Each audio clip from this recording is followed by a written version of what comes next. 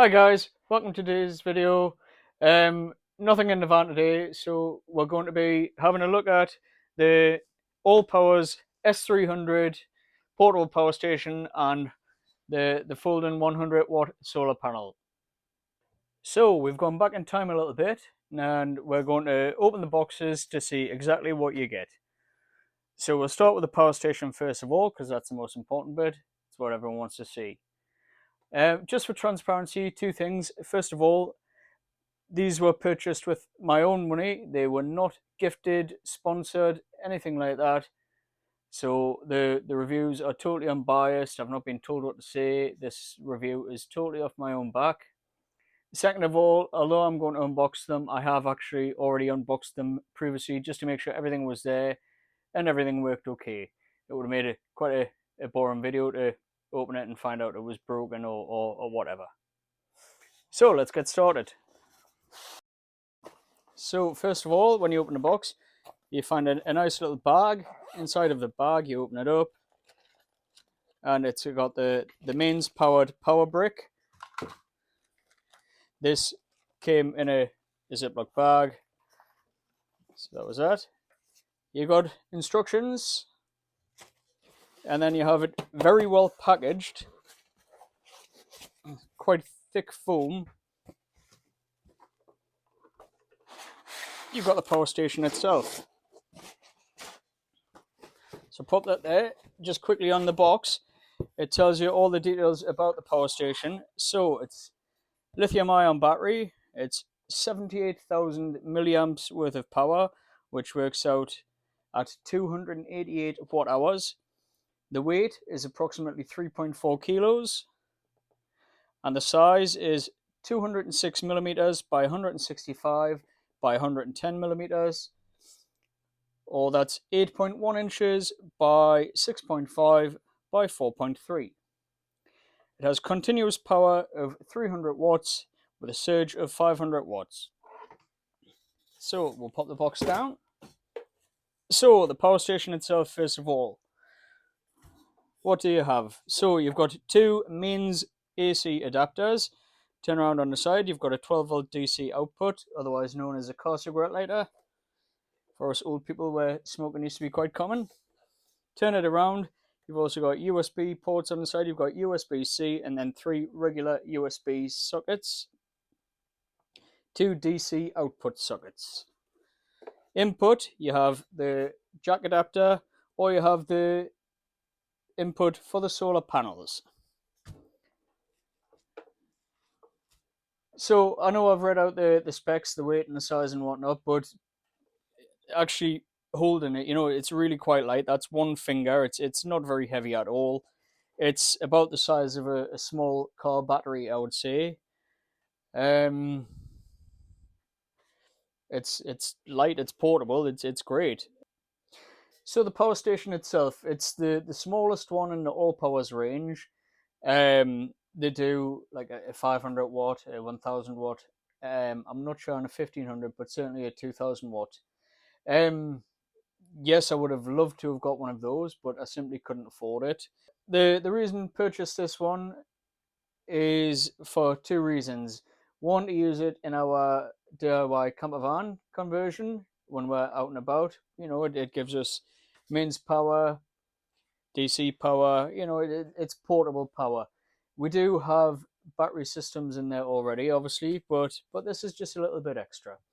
Second of all, winter just gone, which is when we got it, the UK government warned that there may have been the risk of unplanned power outages. Fortunately, they didn't happen, but we like to be prepared just in case it does. So on this itself, first features, we've got two very bright torches. They come on independently. So you've got the AC button. You press and hold the AC button to turn it on. That comes on, and now these power outlets will be live. When you press the AC button on, the internal fan kicks in straight away just to cool it down. You've got the DC button, which you just press once quickly. The difference between the DC and AC buttons, like I say, the DC, you press it once for on and off, just quickly. The AC, you have to press it and hold it. You got the Bluetooth button, which you press and hold, and it links up to the app on the phone. So this is just opening up. So we'll search for it.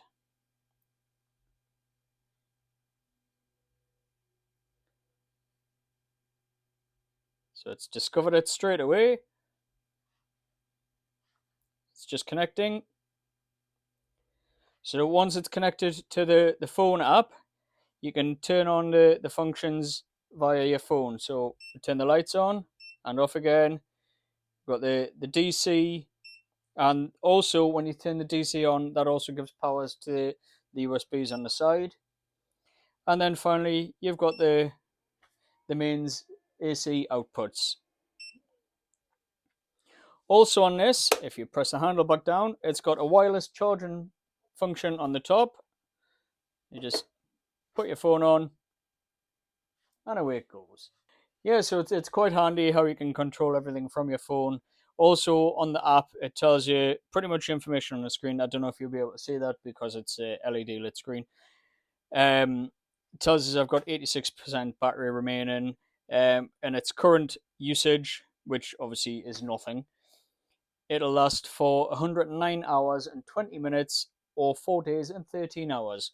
Obviously, as you plug things in to power them, it adjusts based on what power it's drawing, and it gives you an estimate.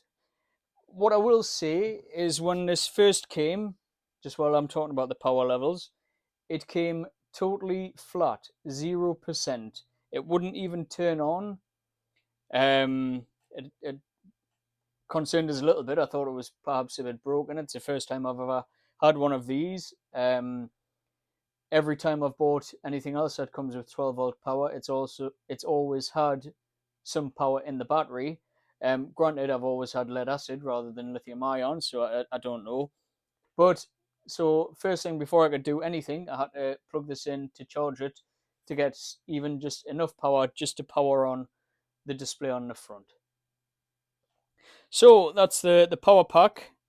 We'll move that out of the way, turn the phone off, and we'll have a look at the solar panel. Again, for transparency, I have already opened this up. So it comes in the mail-in box. There's no other internal packaging. Literally just the panel comes out. We've got the Allpowers branding on the front. Folding legs. Little instruction book. Quite sturdy Velcro, and it just folds out. And you would put it out in the sun like that, undoing the legs. So on the back of the panel, just stand this up. We've got a little pocket, so you unzip the pocket. Inside, you've got the standard solar MC4 connectors. You've got a little packet of plugs. You can use this panel, obviously, for any other solar system that you have set up because of the MC4 connectors. So if you had an off-grid solar system or in a camper van or shed or outbuilding, you could plug that in. So this cable, it's got your standard input connection, which would go into the side of the power station just there. Again, if you are using it for different power stations or whatnot, it's got different jacks on. You would take those out, pop it on, and then into the side of whatever you were using to charge it.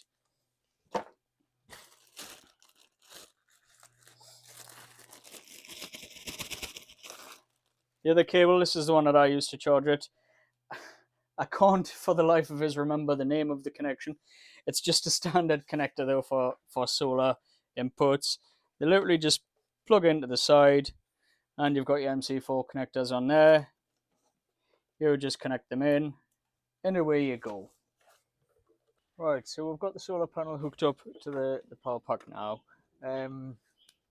The sun's quite bright. It's not brilliant sunshine, keeps going behind clouds, but at the minute it's given out 41 watts from the panel into the power pack. So as you've just saw, when it was connected to the solar panel out in the garden, it was getting around about the 40 watt input.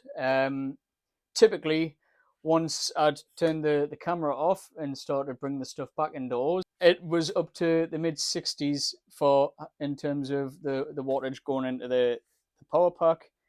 A 100 watt solar panel giving between 40 and 60 watts input on a typical day where it's not particularly sunny, but it's not overcast or dark or anything like that. I mean, between 40 and 60% efficient. It's. I know nothing's ever 100% efficient, so I don't know how long it would take to charge this up if I'd left it in the sun like that. But certainly, it was putting power into the power pack from the solar.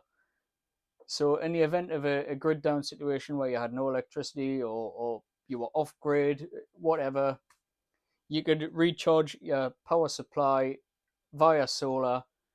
And while it wouldn't give you loads of power, it would certainly give you enough for the basics, such as lights, whatever. So, I know we've discussed how it was 300 watts output with 500 watts peak and 288 watt hours, but what does that mean in real life? What can it power? So, we've got today my TV and mini PlayStation set up, so we turn the AC ports on. That's them on.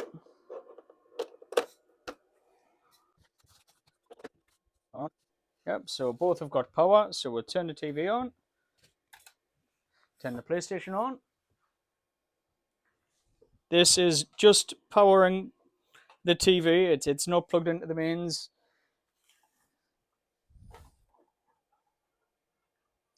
So that's the TV starting up, as you can see.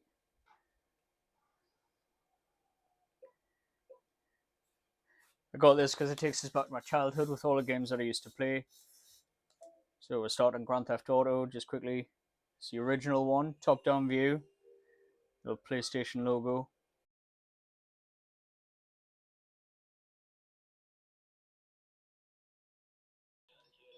So here we are, we're ready to start a new game. Who will we have? We'll go with Travis. Oh no, we won't. We'll go with Bubba.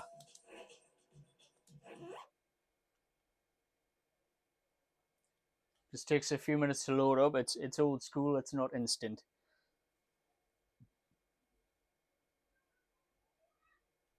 Just the old people. I used to play this game.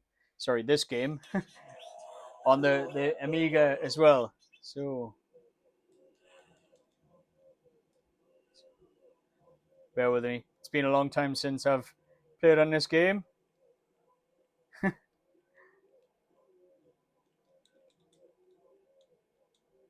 um,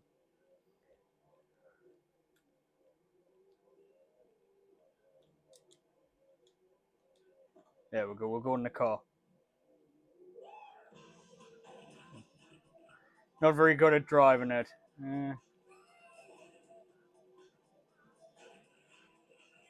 See if there's a few people to kill to get some money. No, it won't, because I'll come out now. I'm not very good at it. But anyway, it's playing it. So we'll just exit the game there. You can see that it's working just fine. Just quickly, it's 85% charge in the this the Allpowers station, and it'll give me 3 hours 29 minutes worth of gameplay. So yeah, so you can see the power station is powering the portable PlayStation, mini PlayStation rather, and the TV. Just to confirm it, I'll unplug. That's the PlayStation gone off. That's the TV off there. So what else will it power? Let's have a look. So I'm in my shed now. I've got my tools and whatnot. So we'll have a quick look. So I've got my Black & Decker saw here. It says it's 400 watts, whereas this was only rated for 300 watts. So it may not power it. So we'll have a little try and we'll see what happens.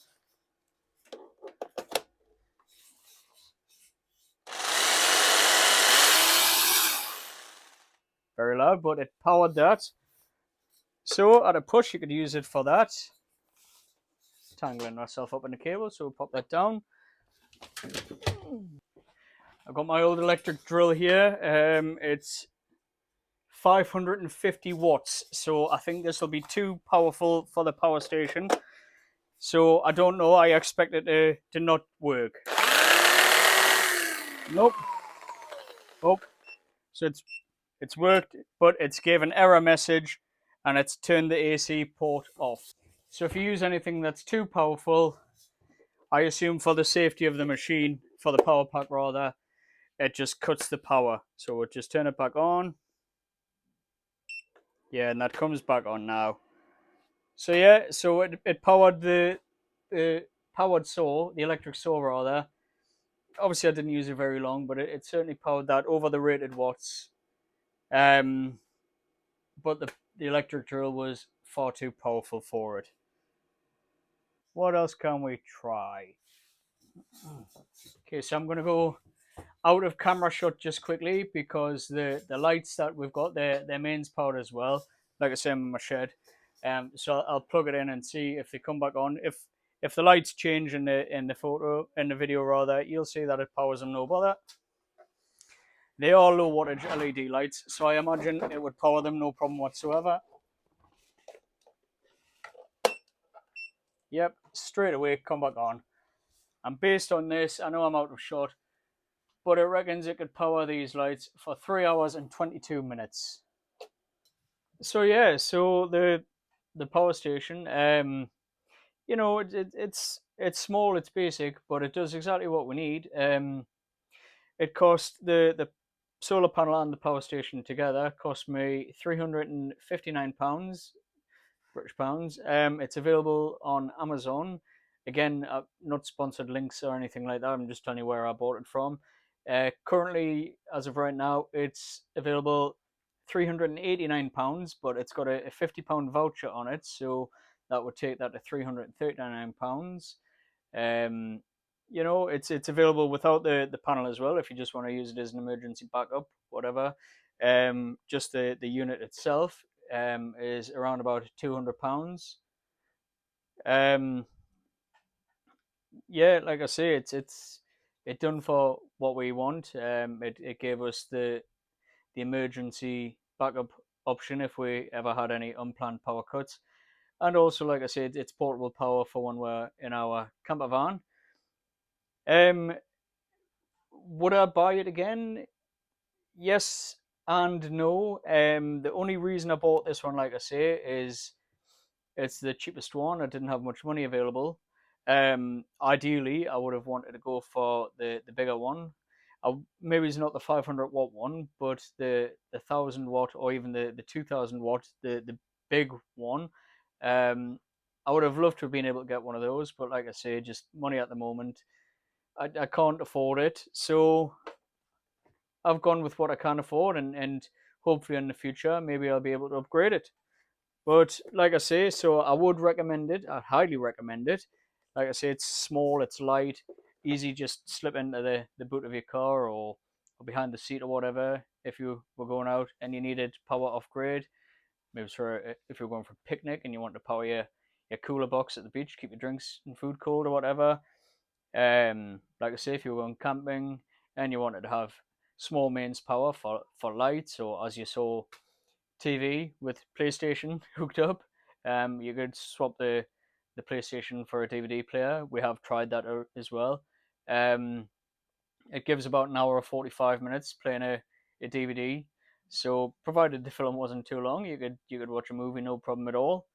And again, like I say, you've got the 12-volt output, the cigarette lighter, the car output.